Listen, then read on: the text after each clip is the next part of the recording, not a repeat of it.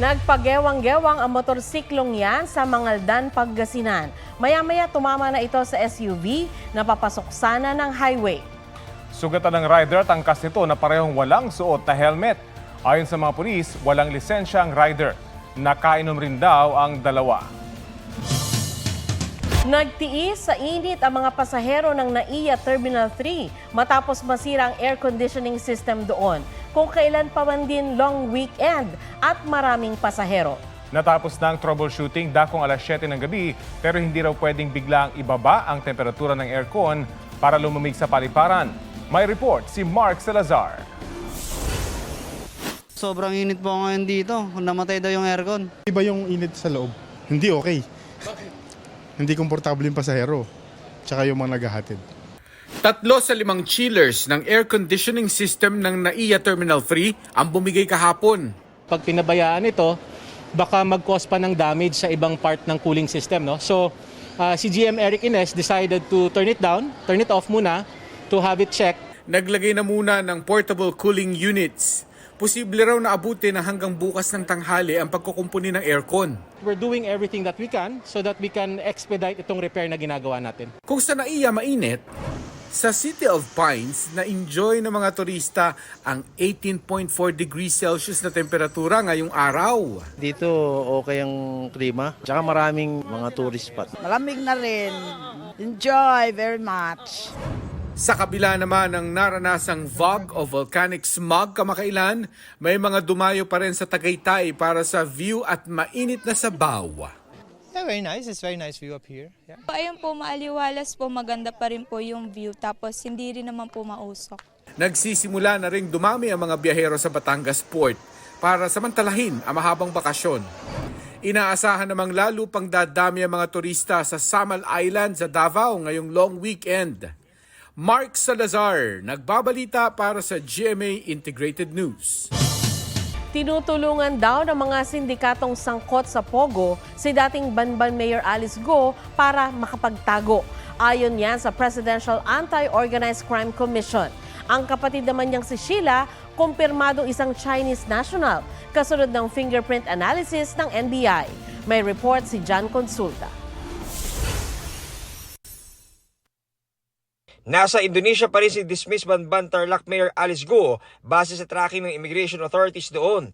Ayon sa Presidential Anti-Organized Crime Commission o PAOK, tumutulong sa pagkapalipat-lipat ng magkakapatid na si Alice, Sheila at Wesley ang sindikato sa likod ng mga pogo. Kabilang dyan ang Singaporean na si Zhang Ji at ex-Chinese policeman Duarin Wu ng Porac Pogo na inisyuhan na ng Immigration Lookout Bulletin Order dahil sangkot sa human trafficking. Gayon din ang mga business partners ni Gu sa Pogo sa Bamban na sina Zhang Rujin at Lin Baoying na sangkot sa qualified human trafficking at money laundering sa Singapore. This is a transnational criminal organization with tentacles extending all the way to Cambodia. Ang iniiwasan po ngayon ng PAOK ay hindi makatawid ito si Alice Guo papunta ng Cambodia. Kasi pag nakapasok na po yan ng Cambodia, Laos, Myanmar, endgame. Sa ngayon, hindi pa kanselado ang Philippine passport ni Alice pero nakikipag-ugnayan na ang DFA sa DOJ para rito. Ang abogado ni Guo na si Attorney Stephen David patuloy umanong kinukumbinsi si Guo na lumantad na. Meron akong negotiation for her to face the court, to surrender. And I believe in a very near future, very sooner than we expect, darating siya at haharap. I don't think kailangan pa niya maaresto. Ang kapatid ni Alice na si Sheila at negosyanteng si Cassandra Leong sumalang na sa inquest proceeding kanina. Sinampahan sila ng reklamong obstruction of justice, harboring a fugitive at paglabag sa Passport Act. Naharap naman sa deportation case si Sheila na mayroong Chinese passport. Sheila Guo ay sinampahan po natin ng deportation case for undesirability and for misrepresentation. Zhang Mir ang pangalan sa Chinese passport na hawak ni Sheila at magkaiba ang birthday niya sa Philippine at Chinese passports. Sinuri ng NBI ang fingerprints sa Sheila at ang fingerprints na nasa Chinese passport. Comparative fingerprint analysis shows that the Chinese Zhang Mir and Sheila L. Guo are one and the same person. So si Sheila L. Guo na nasa amin ngayon ay isang Chinese. Nang subukan namin kuhanan ng pahayag sina Sheila at Cassandra Ong, biglang tumakbo ang dalawa.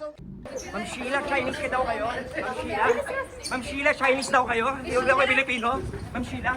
Giit ng NBI, bagamat bailable ang mga kaso ng dalawa, hindi sila pwede basta pakawalan dahil sa warat na pinalabas ng Kamara at Senado. John Consulta, nagbabalita para sa GMA Integrated News. Parehong gusto ng Senado at Kamara na makuha ang kustodiya ni Cassandra Leong ang kinatawan ng Pogo sa Porac, Pampanga. Ayon kay Senator Win Gatchalian, kukunin ng Senado ang kustodiya ni Ong at ng kapatid ni dismissed Mayor Alice Go na si Sheila Go pagkatapos padaluhin sa Senate hearing sa Martes. May arrest warrant ang Senado para sa dalawa. Pero may umiiral ding arrest warrant ng Kamara kay Ong, kaya gusto ng ilang kongresista na sa kanila mapunta ang kustodiya nito. Pag-uusapan pa ito ng liderato ng Kamara at Department of Justice. Ang abogado naman ni Ong na si Atty. Ferdinand Topacio, kinukwestiyon ang pag-detain sa kanyang kliyente sa NBI. Dapat daw sa Kamara itin over si Ong.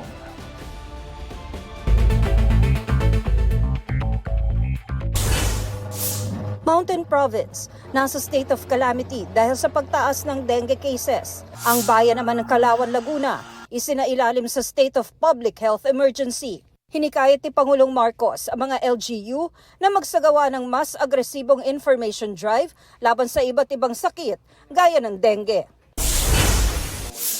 Dalawang chairman ng Quadcom, pinabulaanan ang sinabi ni Atty. Harry Roque na may demolition job sa pagpapasight in contempt sa kanya. Kaugnayan sa umano'y pagsisinungaling ni Roque para di makadalo sa pagdinig noong August 16. Tinawag ito ni Roque na panggigipit dahil sa politika at pag-abuso sa kapangyarihan. Giit ng Quadcom, patas ang parusa nila sa mga lumalabag sa rules ng Kamara. Nakalabas na mula sa pagkakadetine sa Kamara si Roque. Tina Panganiban Perez, nagbabalita para sa GMA Integrated News. Nag-uwi ng medalya ang mga pambato ng Pilipinas sa 22nd Asian Cadet, Juniors and Under-21 Karate Championship sa Pasig City. May report si Von Aquino. From Japan. Sa unang araw ng 22nd Asian Cadet Juniors and Under-21 Karate Championships, hinakot ng Japan ang gintong medalya para sa Cadet Kata at Junior Team Kata events. Nanguna naman sa Cadet Committee events ang Japan at Iran na parehong may tig-tatlong gintong medalya. Ang ating karateka na si Ailek Ray Servan nagwagi ng silver medal sa Cadet Committee Female Under 54 kilograms. Habang bronze medal naman ang isa pa nating pambato na si Sebastian Neil Manyalak sa Cadet Kata Male event. Nakakakaba po siya sa una. Pero pinaghirapan ko ba't ako susuko? Maraming magaling na tao na ngayon ko lang nakalaban at nakita. So, makakatulong din sila sa pag-improve ko sa further tournaments ko.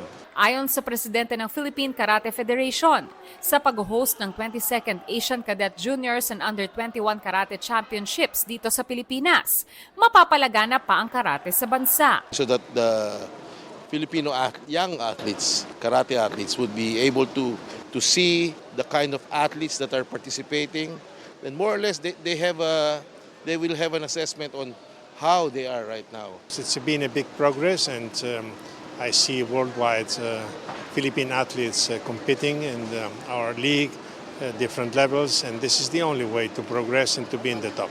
Von Aquino, nagbabalita para sa GMA Integrated News.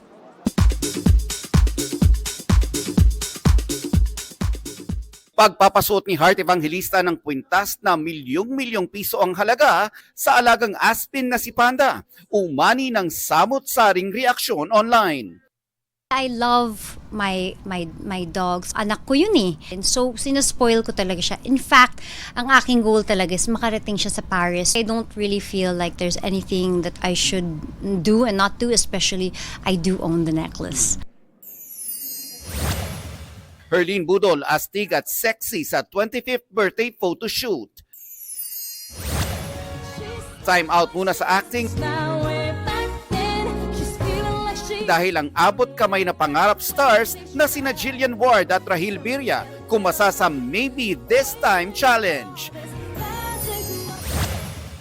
Suga ng BTS sumarap sa pulisya para sa investigasyon ng kinasasangkutang drunk driving incident. Muli rin siyang humingi ng tawad sa Army. Nelson Canlas nagbabalita para sa GMA Integrated News. Huwag magpahuli sa mga balitang dapat ninyong malaman. Mag-subscribe sa GMA Integrated News sa YouTube. Sa mga kapuso abroad, subaybayan nyo kami sa GMA Pinoy TV at sa www.gmanews.tv.